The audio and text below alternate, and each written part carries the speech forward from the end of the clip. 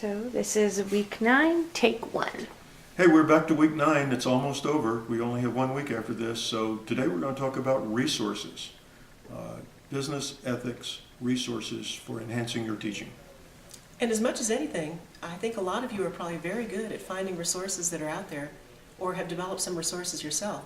So what we're going to talk about is some of the ones that we have access to, but please feel free to share some of the things that you have seen, used, whether it's YouTube videos, materials that you may have developed for your class that you find to be very useful. But part of the Daniels Fund Ethics Initiative, we have a website that's dedicated toward teaching resources.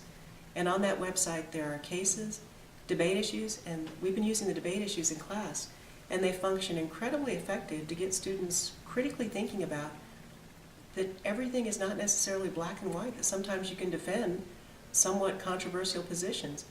Whether you're talking about a dating website for married people, which is one of the debate issues, childhood obesity, green marketing issues, Get Motivated, a motivational speaker company that's, I think, in the process of going out of business at this point in time. So the debate issues are quite good. Also, we have behavioral simulations or role plays. The behavioral simulations allow your students to engage in simulated ethical decision making. They're given roles in the organization that are unique. So a team of 5 or 6 would have 5 or 6 different roles in the organization. They would get a common background dilemma, then they would speak to how they address, first they'd identify the ethical issue, how they address it short-term, mid-range, and long-term, with managerial recommendations and some implementation consideration.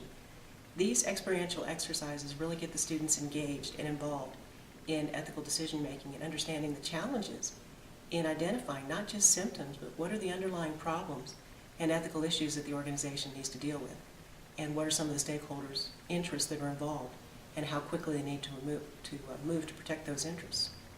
Let me just say another word about the role play exercises.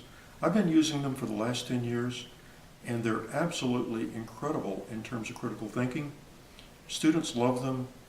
When I do student evaluations, it's like I really enjoy doing the role plays. They put them into roles, and they have to come up with a decision for short-term, intermediate term, and long-term.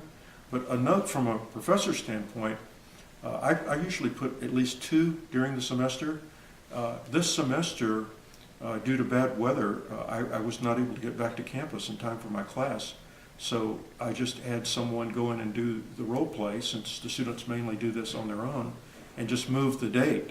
So it's also very good because it's a student involvement activity that if you have to go away for a conference or a meeting or you're ill, you could possibly plug one of these in.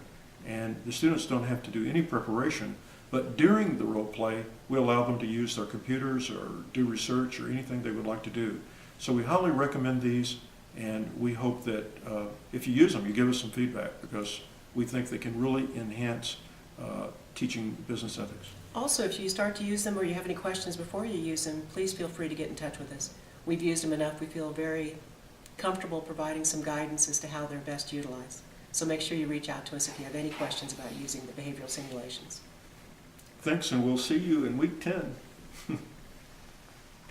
Nice.